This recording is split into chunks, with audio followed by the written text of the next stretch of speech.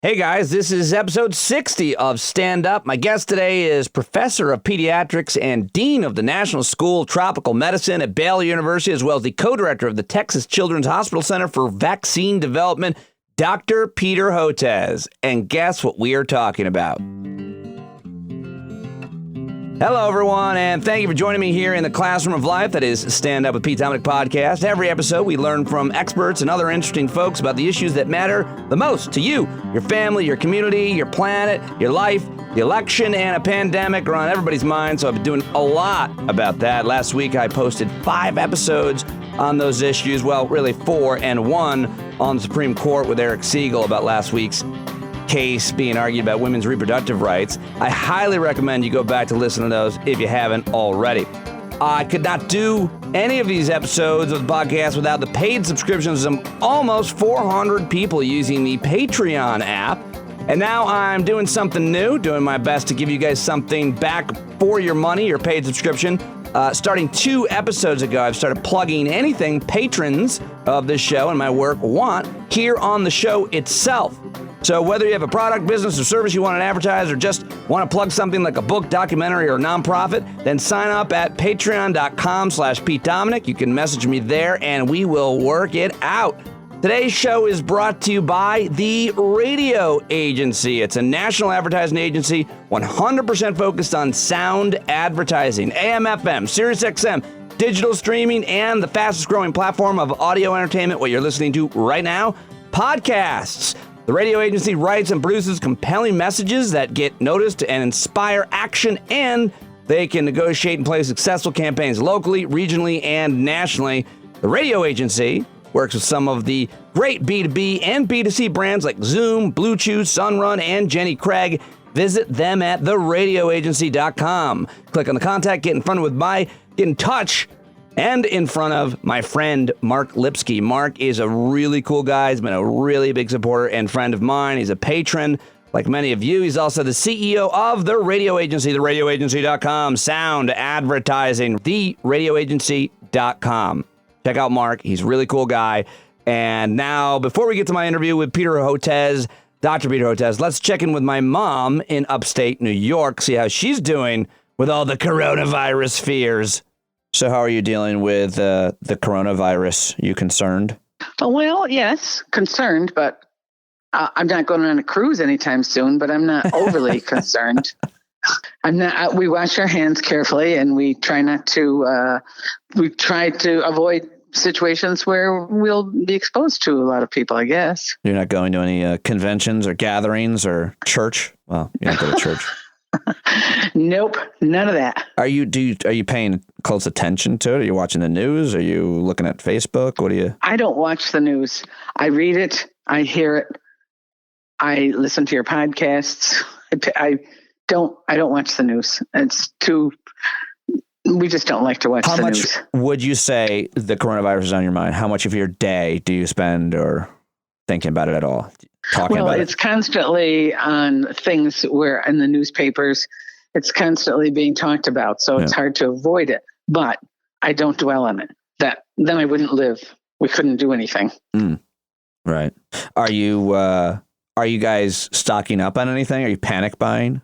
Nope. Don't even have a mask. We have scarves over our faces to do that insulation. Because you're pulling insulation down, because you and Dad are pulling insulation down in the basement. Right. Which I should be up there doing for you. Feel terrible, but you're not going out and buying anything special. Nope. I have hand sanitizers here. I have soap here. I'm not going to go out and buy bleach. I've got enough toilet paper. I'm not worried about that kind of stuff. And people that are running out and grabbing masks are taking them, as it says in that article, maybe keeping them from people who treat patients. You are, or for patients themselves. You're the best, Mom. Thank you. Thank you for talking to me on the record. You're welcome. Love you. All right, bye. I love you too. Bye. How great is my mom, huh? Very calm, very unselfish, critical thinker, and living in the moment. Good job, Mom. I'm so lucky to have you and Dad. All right, I went on MSNBC on Saturday morning, Saturday night, and HLN on Sunday morning. But I wanted to share with you just about a minute and a half clip of my rant on MSNBC Saturday night. I went down to 30 Rock, did an hour on set there. Then I went up and did a couple sets at the comic strip, came home. But here is my rant at the beginning of the 7 o'clock hour on MSNBC on Saturday night at 30 Rock. We're there, by the way. We're loading Saturday Night Live with Daniel Craig. It was pretty cool to be there at the same time. And my thanks to anchor and host Richard Louie for giving me the time and space to take the dramatic pause when I deliver some pretty frightening news about what our president doesn't know. It has also been said there's a concern here of misinformation virally you think? On social media about what is happening. And when we don't need that, right? We need facts. Well, we need facts and we need leadership. But this president, constantly puts his own political chances in front of, in this case, public health. I mean, that's what he was impeached for. And whenever the president's talking about numbers, whenever he's talking about medicine, we can't listen to him. We can't trust him. People are panic buying right now because they don't trust their government. They don't trust their government because the president of the United States is a liar. He said, vaccines cause autism. And Peter Hotez, who you just had, wrote a whole book about this.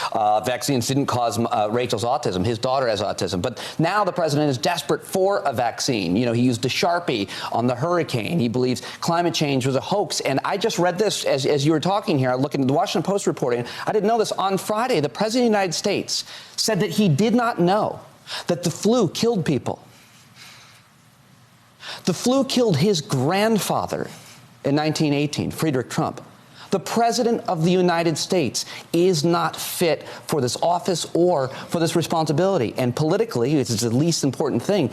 Every day and every week will be like his Katrina. And it won't just be about people of color. Every American is subject to this virus. And we need strong leadership. And I'm not trying to be divisive here on TV. I want to say right now to everybody watching, we need to come together. We need to support each other. We need to stay in this moment and be strong for one another and love each other and work with each other so that we don't panic and help each other, Richard. Well, there you go. Me on MSNBC saying the word each other a lot. Other than that, I thought it was a unifying and thoughtful message. I also joined Ali Velshi on Saturday morning. He asked me if I was finding any funny moments as a stand-up comedian, and I went on this little tear. But you're a comedian. You're not finding any of this funny. No. I mean, it's terrifying, and you have to take tragedy and try to find the humor in it and try to find the levity in it. And I was talking about this last night with an audience, and so I'm doing my best to point out the inaccuracies, the inconsistencies, the hypocrisies. But for the president of the United States, I mean, like, say, when he says this pandemic was unforeseen, that's like saying that a hurricane is unforeseen and we shouldn't be prepared for it, or that we didn't know the sun was going to come up. Of course, this is exactly what government is supposed to do. Right. And Chris just, mentioned it. The trust in our leaders, whether there's any mayor and governor of this country would be in a better position because they're not concerned about the numbers. He looks at every new case like a ratings drop for The Apprentice. Yep. It's preposterous. This has to be about the American people. And even if it were the right thing to leave these Americans out on this cruise ship, public policy-wise, his insensitivity towards these people, they are Americans. He doesn't care. Right. The reasoning he gave is, I don't want to bring them in because it'll double the number of cases we have for something that wasn't our fault. That's actually not what the concern should be. The concern might be if you disembark these people, will it, there are other things to deal with. Well, he has no concern about numbers or science. He doesn't know what a clinical trial is. He thinks autism, there's a link between autism and vaccines. There is not, of course. Peter Hotez has written, your earlier guest, a great book about that. He doesn't believe in climate change. The Sharpie that he used to determine the pathway of a hurricane. Anytime he's talking about numbers, statistics, or science, we have to turn him off. But we should be able to turn our leaders on and trust them in times like this. And coming up after my interview with Dr. Peter Hotez, I will play some of my political analysis that I shared on both MSNBC and HLN on Sunday morning about both the news that the president has got his fourth chief of staff and a little bit about the race to replace him between Senator Bernie Sanders and the former Vice President Joe Biden. That's coming up after my conversation with Dr. Peter Hotez. As is a few minutes from my stand-up comedy set at the comic strip on Saturday night, I'll play a little bit of my making fun of the president's horrible press conference on Friday. But my wife, Valerie, said the most interesting or thoughtful thing that she has heard about the coronavirus came from Dr. Aaron Carroll, who joined me on episode 59 of this podcast, the last one. You should go back and listen to that. But here's an excerpt from that interview of the part my wife was talking about, where Dr. Carroll compares the difference between flu and coronavirus in this crucial time period we are in right now to contain it. Bigger difference, I think, for what's going on right now versus the way we deal with, yearly seasonal infections like influenza is that there still is a potential to eradicate this in humans. When SARS came up, when MERS came up the first time, when they broke out into humans, we were able to contain the virus in such a way that it disappeared from the human population, and we don't therefore have it always around, and we don't get it every year. We have not done that with a couple other coronaviruses that exist. So there are like 4 or 5 coronaviruses that exist in the human population and are endemic, meaning we don't ever get rid of them.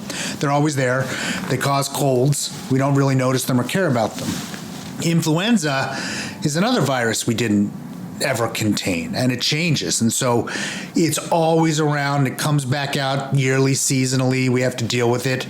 Our goal in the way that we're handling coronavirus from a population standpoint is to try to get rid of it like we did SARS and MERS, which are also coronaviruses, and not let it take hold in the population like seasonal influenza and the coronaviruses that still exist.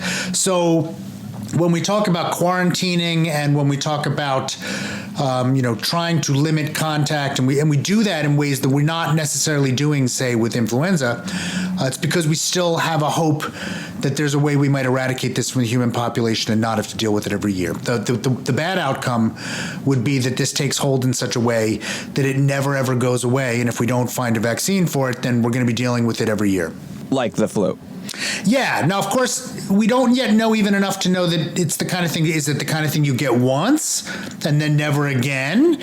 In which case, eventually, everyone will get it, but it will then, you won't have to deal with it all the time. Or is it going to be like influenza, where, it changes itself every year in such a way that you could get it over and over and over again? Chickenpox, for instance, varicella, we have a vaccine for it, but even before the vaccine, you really got it once. And then you never had to deal with it again. Now, it's bad enough that we'd like people never to get it. And, of course, if they never get it, then they might not get shingles and recurrences. But you only ever really got chickenpox once.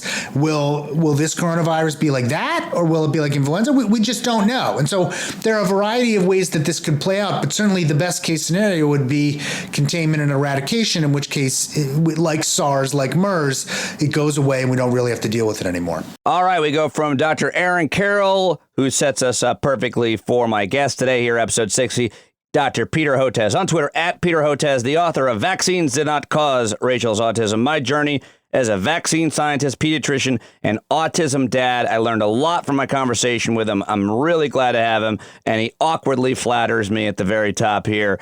My conversation with Dr. Peter Hotez right now. Dr. Hotez, thank you very much for joining me. Oh, it's a real honor. I'm a big fan of all your work, and you're just a great man. I mean, that coming from you, I'm doing heroic work. What are you doing? Just trying to find cures for diseases that you refer to these diseases that you've been trying to find vaccines for years, most of your career, as what? We call them neglected tropical diseases, or NTDs. They're actually the most common afflictions of the world's poor. Every single person who lives in extreme poverty has at least one of them. And then about 10 years ago, we started adding to that portfolio coronaviruses because nobody else was taking those on, and we had some great collaborators in New York, actually.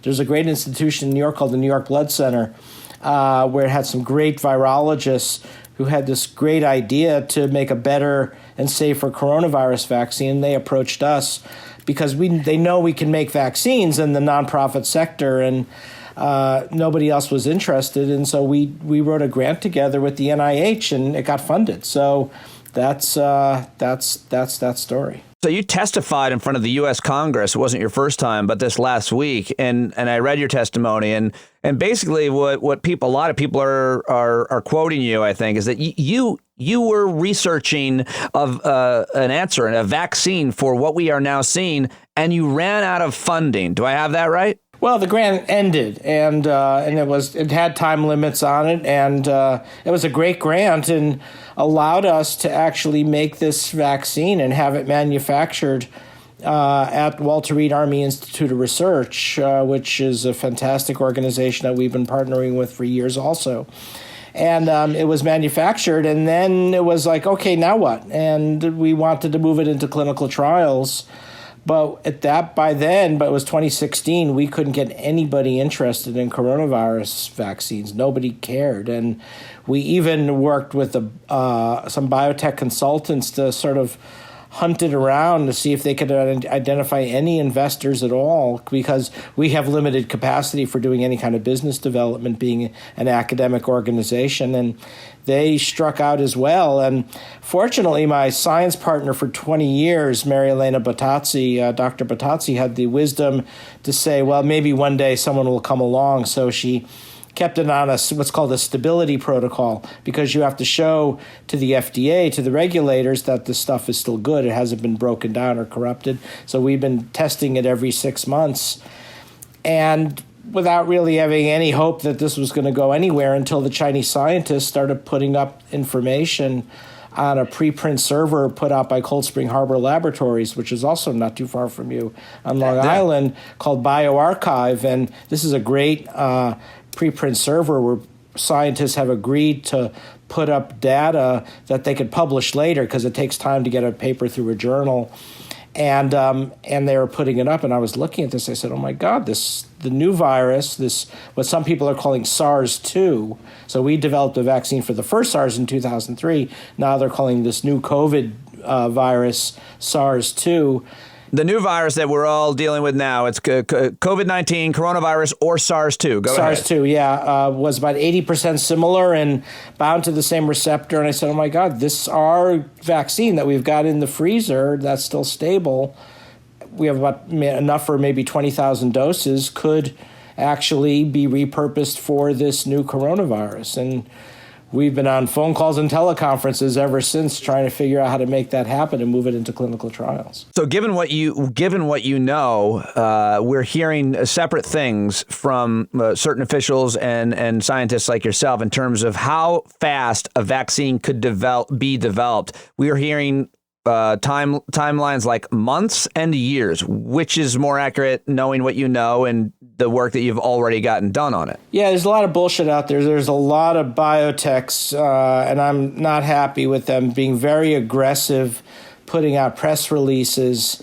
saying we're going to have a vaccine in days or in weeks, and that's not how it works. I mean, there are some vaccines that you can accelerate quickly into production at the research level or even manufacture, but then it has to still go through clinical testing. And, despite what the anti-vaccine lobby likes you to believe, that vaccines are not adequately tested for safety, quite the opposite is true. Vaccines are about the highest bar there is in terms of safety testing. It could easily take years to show that a vaccine is safe and effective. And, we're hearing now statements, maybe we can compress it to a year or 18 months, but that's still an optimistic timeline. The point is, tragically, this vaccine will probably not be ready in time for this epidemic, and because you can only compress those safety timelines so much without compromising them. One of the important lessons that we're learning that you're teaching us, and you mentioned this in your testimony, is that we have to recognize that vaccines that are neglected in emerging infections, they fall through the cracks because they're not a priority for pharmaceutical companies and biotechs. When they don't think, for whatever reason, they are a priority, they can't make money off them, there isn't an active pandemic, why are they not a priority? Is it simply profits? That's right. Because, especially with this virus, given the fact that it'll take a year, 2 years, they don't know what the landscape's going to look like 2 years from now. So it may be like SARS-1 that disappeared largely after a year, in which case they would have put all that R&D costs and everything else into making a vaccine for stockpiling. And that's too high a risk for a shareholder-owned company. That's why in Congress I've been arguing we need a new business model out there, an alternative to make vaccines which are urgent for public health, yet may not bring in big financial returns. And we're trying to pioneer not only the science, but also a new type of business model to say that we're going to, even though we don't really know what the end game is going to look like, we just started doing it. We were making schistosomiasis vaccines and leishmaniasis vaccines, all these diseases you've never heard of, which are widespread, but mostly among the poor, and now coronavirus vaccines, with the hope that eventually some smart MBA student from University of Chicago or Columbia or Northwestern will figure out a better way to create a sustainable business model. Well, you say sustainable business model, but I mean, how can markets be a solution for vaccines if there's not a profit motive that works for them? I mean, you talk about these. So here's my idea, and so far, it has not caught on, and I can tell because I wrote a whole book about my idea, and you can tell by the sales of the book that it's that I'm still keeping my day job here. So, and what it says is this: when you actually look at where these diseases are coming from, including most of the poverty-related neglected diseases, they're mostly among the G20 countries, the 20 wealthiest economies. But it's the poor living among the wealthy who disproportionately get these diseases, including around 12 million Americans living in poverty in the U.S. And so the answer is, I think, with the G20 governments, we have to get this on the agenda of a future G20 summit to say now's the time to invest in global health technologies. And the reason is, look what's happened to China this year. You know, what are we talking about? $10 billion in losses, $100 billion in losses to the Chinese economy. The whole global economy now could teeter on the brink of recession. ... all because they didn't give us a few $1,000,000 for our vaccine, right? And so, that's 100,000 to 1 rate of return. It's a good investment. So there needs to be a better recognition that these diseases, there are actually dismissed as public health threats. They're much more than that. They are huge causes of economic instability and global insecurity. And if the world can recognize that by reading the book published by Johns Hopkins University Press, maybe that's partly the answer. Well, your argument is, and you always put the human life over profit. But your argument is that if you focus on the economic losses that these pandemics create, as they already have in China, as we pretty much are already seeing here in the U.S., I can't imagine it's going to get any better. But if you have thoughts on it, I'd love to hear them. But if you put a focus on the cost, the economic cost, how much each companies and industries and whole countries are going to lose, therein lies the incentive for either a pharmaceutical company. Look what the airline industry is going to lose from this epidemic. Right. That would pay for the vaccine 100 times over, or what it's doing to the cruise ship industry. And, maybe there's an answer there to get some modest level of investment for their own enlightened self-interest. I've long since given up appealing to humanitarian drives for getting these organizations to pay, but maybe this one will make it happen. Let me ask you about the testing part before we get to the vaccines. What is it? What is the issue with the test? How difficult is it to develop a test and then to reproduce the test at the rapid rates needed? How come we don't already have the tests stockpiled? Because we haven't identified the whatever RNA strand or what makes up the development of the test. I won't say it's trivial, but it's not that complicated. The hard part is all the quality control to make sure that it could be reproduced by anybody doing the test, and then working out any false positives or false negatives. And I don't know why it's taken so long. I have a hunch, no one has said this, but respiratory virus testing, it turns out, could be quite complicated. And sometimes you can have someone that has a positive test but is without symptoms, and you have to figure out what that means. Or you could have somebody who's negative and the other way around. And I think maybe what happened was the CDC was really trying to get it perfect. And maybe they made the perfect the enemy of the good, and they weren't ready to release it unless it was just right. I have no actual factual basis of knowing that, but I'm guessing something like that might have happened and delayed things. How important is it to have those tests, have them be accurate, have them be ready to contain a virus? Well, if you're basically using this diagnostic test as a tool to decide where there's transmission ongoing and to make public health decisions. So you want to get it as right as possible. But even once we get this test out, it's still not going to be the be-all and end-all, because it still takes, you have to send it to a reference lab, whether it's in your hospital or whether it's the state health department or the CDC, and that takes time. What you really need is something akin to a rapid flu test or a pregnancy test, where you can do it and get a quick answer right away. And for that one, we're going to be a ways off yet. All right. So what is your worst case scenario right now as you look at this? I want to get back to funding and get back to a bunch of other issues here. But when you look at this, Dr. Hotez, right now, where we're at in the U.S. and worldwide, what do you see happening? Is there any way to predict the outcome accurately, or is it anybody's best guess? With a new virus agent, we can't predict. I think what we're going to see in the coming days and weeks in the U.S. is the following. And that as we get closer to that 1 million test kit mark that the vice president has promised us, we'll start picking up more cases, and we'll start seeing additional pockets of community-level transmission in the United States. And then it's going to be a matter of how far that goes, whether it stops there with, I don't know whether the number is going to be 2 dozen pockets of community-level transmission, or whether it becomes more confluent and cuts across the U.S. I think there's no way to predict that. The good news is we will have time to follow this. I don't think it's not going to be the case where you're going to wake up one morning and find out, oh my God, half the United States is infected with this virus. It's not going to work that way. You're going to start picking it up in pockets. And then you can make decisions, because what I've been saying in terms of how you live your life, whether you change your lifestyle or change what you do with your kids or your parents, has a lot to do with whether there's community transmission going on. So how you live your life in Seattle and New Rochelle already is probably different from other parts of the country, and then we'll have to see if other parts of the country begin looking like Seattle and New Rochelle. What do you mean? What do you mean how you live your life? What do you mean by that in terms of how you?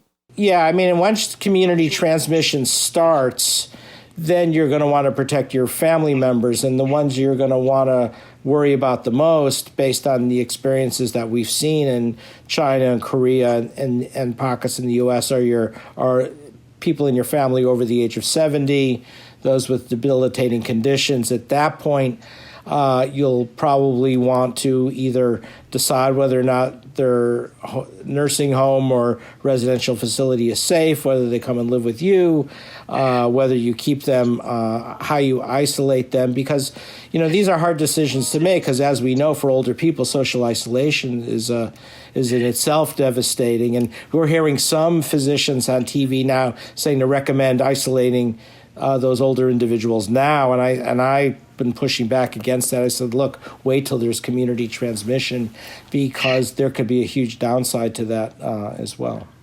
And when you say community transmission, you're referring to like what happened in a nursing home in Washington State? Yeah, or in Seattle, where there's lots of cases and people are infecting one another. So it's not just a single person coming in from abroad and then infecting 3 or 4 people, but in fact, those 3 or 4 people are now infecting others, and they're infecting others. And we're actually not seeing a lot of that yet, but that could pick up. And I think what's really going to be important is that you're not hearing medical advice from me, that you're hearing medical advice from the federal government or the state government. What my expectation is that we're going to start seeing some better guidance being issued by the CDC that really informs us what to do with our parents or grandparents, what to do regarding nursing homes, what to do with big venues where large numbers of people congregate. That's going to be really important for them to come out with that information. How much concern do you have, and how much of this have you seen? The issue I'm referring to is the conflict between what is politically helpful and what is best for public health in terms of the political considerations of whether it be the Trump administration or any other government leader versus what is most important for the transparency of public health outcomes? Yeah, unfortunately, what we're seeing coming out of this administration too often are these kind of blanket statements like the virus is contained, or this is not even as bad as the flu, and this is just a cold. These blanket statements that are not supported by data, and you know, I understand why they're doing it. They're trying to reduce fear and apprehension, but I think it actually works the opposite way. I think, you know, if you're seeing this disconnect between the things that are being said with the reality in front of you, that actually adds to instability and actually leads to further declines in stock markets and things like that. So what I've been recommending is that what you do in a situation like this is like you stand up there and say, number one, this virus has gained a foothold in the U.S., and actually that was predicted by the CDC director, Robert Redfield, a couple of weeks ago. Number one. Number two, we will start to see pockets of community-level transmission, community spread in different areas of the U.S. When that starts to happen, these are the 3 or 4 things that concern us the most. And then you list them and you say, and here's what we're doing about them. And the likelihood would be, my top list is 1, protecting our senior citizens, especially after what we saw in the nursing home, where now it's more than a dozen people have died in that one nursing home. We cannot allow that to be repeated, so we've got to protect our nursing facilities. Second, we're seeing a lot of healthcare providers go down on the front lines because they get infected, and the Chinese have shown that a lot of those are actually very sick. For some reason, healthcare workers are getting sicker than the general population when they get this virus, based on the Chinese experience, so we don't understand why. So you want to avoid the situation where you have colleagues taking care of colleagues in the same ICU in a hospital. I'm also worried about our first responders. I think, you know, we're seeing a lot of them get infected and then they get taken out of the workforce because they're put into quarantine. That's destabilizing. And then there are other certain occupational hazards among certain occupational groups at risk. Uber drivers, taxi drivers seem to be at higher risk. People working in hotels, that kind of thing. So what, you need somebody to stand up there and say, look, these are our big concerns, but here's what we're recommending, here's what we're doing to protect you. That's what the American people want to hear, and they'll respond to that, not these crazy blanket statements, it's not a problem, it's just a cold, because it's not believable. How worried about you about the CDC getting politicized? Well, the CDC always gets politicized, unfortunately, but they tend to be more like Teflon, and I think that you rarely see them go out and provide deliberate misinformation. Sometimes you see them get kind of squashed in terms of their voice, but. Whether it's the CDC director that you have out there, or Health and Human Services director, or the vice president or a designate, I think there has to be a higher quality level of messaging out there coming from these White House briefings. And I think you're going to see a real test of it in the coming weeks, because as testing goes up, I think you're going to see the numbers go up, and those numbers could be substantially higher, and not only just the numbers, but places where transmission is going to occur. And it's going to be a real test of this administration to figure out, okay, how are we going to say this? Because the old way of saying it's not a problem, it's exaggerated, is not going to be is going to ring hollow and will work against them. You have been working for a really long time educating people. You've used your social media. You've been on the Joe Rogan show. You've been doing so many appearances and media the last couple of days. I mean, by the way, how many interviews have you done in the last, week or so since your testimony and before? I don't know. I think I just added them up for Baylor Communications. They wanted a list, and I don't know, must be at least 20, 30. It's crazy. And it's not. Well, that's great. And actually, enjoy it. I mean, I like being able to discuss complicated information about infectious diseases. It's One of the best compliments I ever got was from an editor at Johns Hopkins University Press who said, Peter, the great thing about what you're writing is you take complicated concepts and you don't do what a lot of people do, which is dumb it down to the point where it doesn't make any sense. You have the ability to use non-technical jargon to explain complicated concepts in a way that gets people to understand. And I loved hearing that, because that's what I try to do when I'm talking to you now, or talking to Joe Rogan, or going on MSNBC or CNN or Fox News. Well, yeah, you do a really good job at it, and I'm really happy to have the opportunity to talk to you again. I didn't get the opportunity to interview you for your latest book, which is titled "Vaccines Did Not Cause Rachel's Autism." So just one question about that before. Did we talk about it? Yeah, we did. Well, we certainly did a couple of things.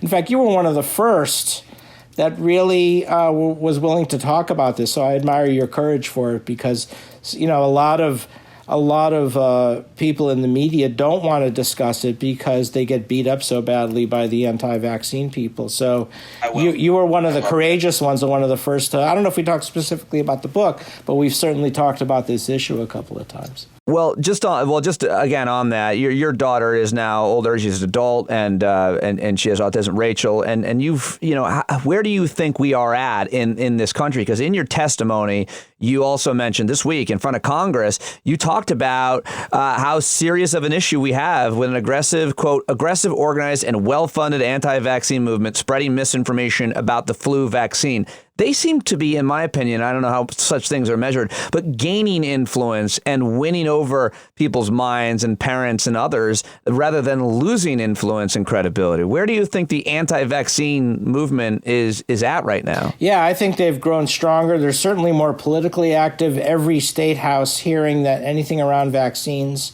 they bust people in droves, and so they are better organized, and I don't know where they're getting their funding from, but they do seem to have better funding. And the consequence of that is now it's affecting public health. I mean, teenagers aren't getting their HPV vaccine for cervical cancer and other cancers. We're seeing thousands of Americans die, including about 100 kids, because they're not getting their flu vaccine. So the reason I'm so vocal about it is because it's affecting public health. Measles came back last year. And remember, measles, when it does come back, usually peaks late winter, early spring. Guess where we're at right now, late winter, early spring. So the thing that I'm worried about is if we have to fight a triple epidemic of the SARS coronavirus, the SARS-2 coronavirus, and measles and influenza at the same time, there's no way we can win that one, because it's a bad flu season this year, and it looks like it's probably going to go to April or May easily. So the last thing we want to have to worry about is fighting SARS on top of two other epidemics because of the anti-vaccine movement. When this is all said and done, what do you hope to achieve here? That we can fund institutions and work like yours at Baylor University to find these vaccines before they get to where we're... Yeah, my hope is that we can figure out a way as a country to finance a better vaccine ecosystem, which includes a system for vaccines that are not providing financial return, and also figuring out a way to really do something about the anti-vaccine lobby that's getting so strong, and that's going to be critical, because what we're starting to see now is the anti-vaccine lobby is even attacking the introduction of new vaccines. It turns out that, according to them, that I actually made this coronavirus vaccine, the coronavirus itself, so I could then get funding to make the vaccine. And it turns out some say I did this with Bill Gates, and to which on Twitter I think I said, yeah, and it was that special lab in Area 51 that where we did it. Yeah. It's just crazy. I'm sure unfortunately you've been implicated in just about everything, Peter Hotez, but the truth is your work has always been under the radar, has always been heroic, because you are fighting diseases that affect people who are living in poverty, and you are finding vaccines for the voiceless. That is heroic work. Dr. Peter Hotez, thank you so much for your time, as always. Let's talk again real soon, man. I appreciate it. Absolutely. I really appreciate the opportunity. All right. Okay, go find Peter Hotez on Twitter and tell him that you heard him right here on the Stand Up with Pete Dominick podcast. That always helps a great deal. At Peter Hotez. Like I promised earlier before I started, I mentioned I go back to politics here, and I was on MSNBC yesterday talking with my friend Ali Velshi about the fact that President Trump on Friday got rid of his third chief of staff, Mick Mulvaney. I guess he's sending him to Northern Ireland, and he's appointed his fourth, Mark Meadows. And here's my take on that with Ali Velshi on MSNBC on Saturday morning. Pete, remember James Baker when he was chief of staff to Reagan? Possibly the most important job in the world other than that of the president. That's not the case anymore. No. So does it matter that Meadows is in and Mulvaney's out? Absolutely it matters. It absolutely matters whoever the chief of staff is because they have so much access. You want a chief of staff who's going to tell you the truth. You want a chief of staff who's going to give you good information. You might. Trump doesn't. No, he wants a chief of staff who's a sycophant. You know, Mark Meadows got down on his knees and begged John Boehner to forgive him, and he's probably going to be doing that every day with Donald Trump, and Trump is going to love that. But it's also worth, mentioning that the last three chief of staff, first of all, Trump has a tweet. He's always got a tweet back when Obama was president, 2012. Three chiefs of staff in less than 3 years of being president. Part of the reason why Barack Obama can't manage to pass his agenda. Well, now we're four. General John Kelly has reportedly called Donald Trump a moron. You can watch the video of the last chief of staff who's now banished to Northern Ireland, Mick Mulvaney, calling Trump a terrible human. And Mark Meadows, according to Tim Alberta in American Carnage, political reporter, he says the month before the convention of 2016, the RNC, Mark Meadows told friends in the Freedom Caucus that he was considering not going to Cleveland, the RNC, despite being a delegate, Allie, because he feared living with a legacy of nominating the erratic Donald Trump. Unbelievable. These are his last three chiefs of staff talking about him. Hope my guests don't say these things about me. Good to see you, my friend. They never do. You're Pete the best. Dominick is the host of the podcast Stand Up with Pete Dominick. Thank you, Ali Velshi, for your kind words. He wrote a really nice tweet about me as well. Okay, so I went from MSNBC over to the comic strip where I performed and made fun of the president's outrageous behavior when he responded to these poor Americans that were stuck on a cruise ship at sea. Here's a little bit of comedy for you now. There isn't a test. Don't worry. I'm just kidding. There's no test. Come on. Trump's like, we'll get a test. We'll get one test. Did you notice that shit? Corona! Yeah, just yells it out right there at the top. Yes. Everybody get tested, I hope? There isn't a test. Don't worry. I'm just kidding. There's no test. Come on. Trump's like, we'll get a test. We'll get one test. I'll get tested, and that's all that matters. The rest of you can go to hell. Okay? Okay? Especially if you're on a cruise ship, okay? All right? This just happened tonight. He was asked, there's a bunch of Americans. It's chaos. What's happening right now? We're in a fucking movie. Right now. In a movie. Seems like it. The script is being written. The story is being written.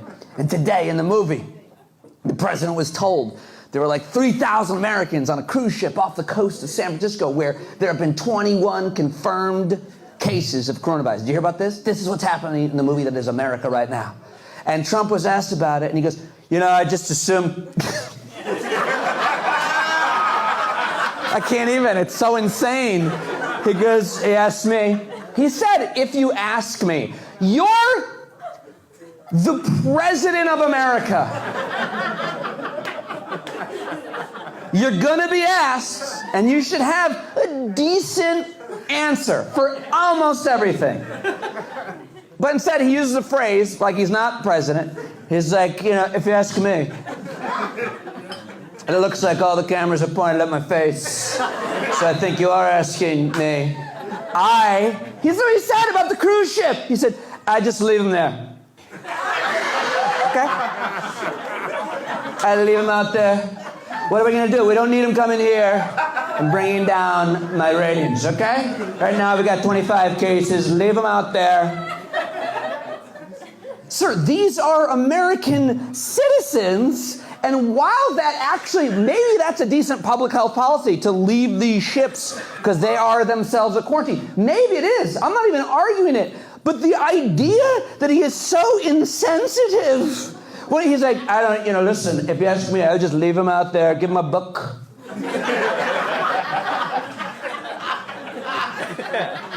Okay? What do you think? Do you think Crazy Bernie or Sleepy Joe would handle this better? Yes!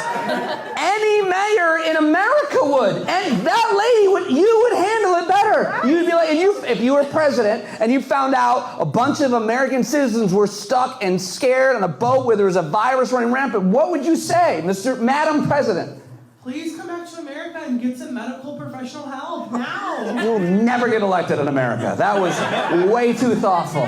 You were too thoughtful. Don't be so thoughtful. Don't be like, you are our fellow citizens. We're concerned. You know what? Fuck them. Leave them on the boat. That's what America wants. America just wants to be like, America is very much about me and you, just my family. Trump isn't. He doesn't give a shit about his family. He does not care about anybody. He's a monster. Doesn't care. Nobody. Sir, we just found out that 2 of your sons are on that cruise ship. Leave them. Don't want to get that China flu, okay? I don't want that. All right, a little stand-up comedy where I regularly perform at the Comic Strip, comicstriplive.com. This weekend I'll actually be at Gotham Comedy Club in New York City. That's the 13th, 14th. Then headed to Atlantic City for the Borgata. If that doesn't close down, Atlantic City, that is. I'll be performing there from the 22nd to the 26th. And then I'm headlining the West Side Comedy Club on the Upper West Side of Manhattan, March 27th and 28th. WestsideComedyClub.com, WestsideComedyClub.com for tickets to that. And after my second performance at the Comic Strip, I went home, I got up early, and I was on the HLN network with my good friend Susan Hendricks talking about the outcome of Super Tuesday and looking forward to the presidential campaign and where we're at now. And she, at the very beginning of this clip, played my stupid prediction from the last time I was on her show, I think the week before. Here's that conversation and my predictions with HLN's Susan Hendricks. 2 big endorsements for 2 candidates for president this morning. Senator Kamala Harris announcing she is backing former VP Joe Biden, and the Reverend Jesse Jackson says he supports Senator Bernie Sanders. All this as both candidates gear up to compete in 6 states on Super Tuesday, too.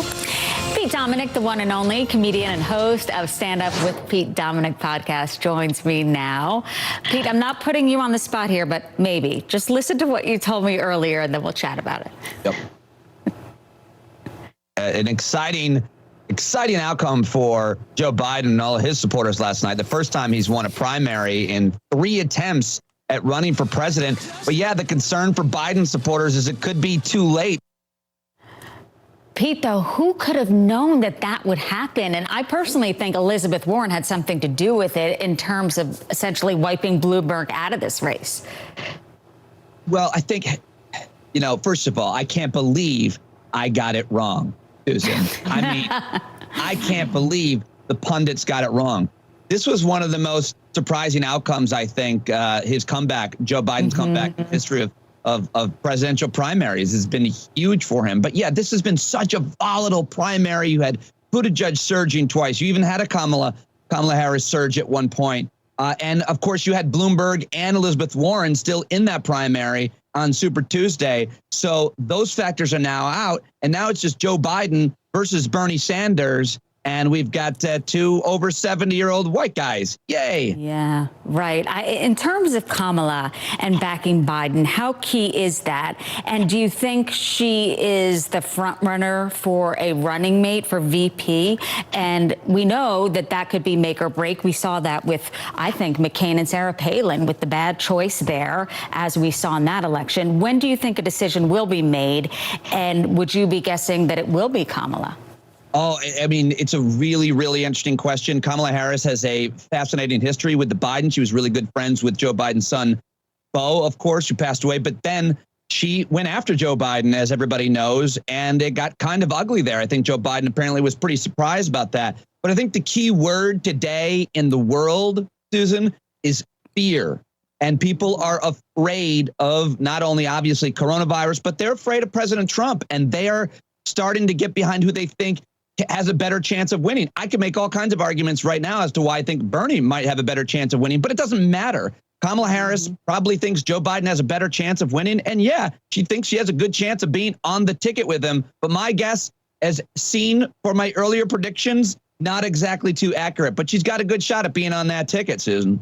And what about Senator Elizabeth Warren? She said, look, no rush to endorse anyone at this point. How vital would it be for her backing? Huge. It's absolutely huge. Whatever Elizabeth Warren does, she's going to be burnt down by one side and criticized heavily, but it is going to be a big, big decision for Elizabeth Warren, and it really matters. And we'll see if she makes it before next Tuesday. Yeah, we'll see. Always love chatting. Pete Dominic, appreciate it. Thanks. All right. It was a very busy weekend for me. Thank you very much for listening to the podcast today. Thank you to my guest, Dr. Peter Hotez. And thank you to everybody supporting me on Patreon at patreon.com/Pete Dominic. Today's episode brought to you by The Radio Agency. Thank you to Mark Lipsky, theradioagency.com. Check Mark out, and you can advertise on all kinds of different media outlets through Mark's company. He does a really great job. TheRadioAgency.com will help you write and produce compelling messages that get noticed and inspire action. They'll help you negotiate and place those successful campaigns locally, regionally, and nationally. And Mark has been really good to me, so check out TheRadioAgency.com. And like Mark and almost 400 other awesome, curious, passionate people who are supporting this show, stand up on Patreon with a paid subscription. You too can advertise your business, your product, your service, or if you just want to plug a nonprofit or say hi to somebody or wish a happy birthday, whatever you want, just contact me after you've subscribed on Patreon for as little as $5. Patreon.com/Pete Dominic. And that is all I have for you today here on Stand Up. Please subscribe and give a rating and tell your friends about the show. And I will talk to you on Wednesday or the next episode, 61 of Stand Up. In the meantime, keep calm, support each other, love each other, don't panic, stay in the moment, keep your hands washed. I love you.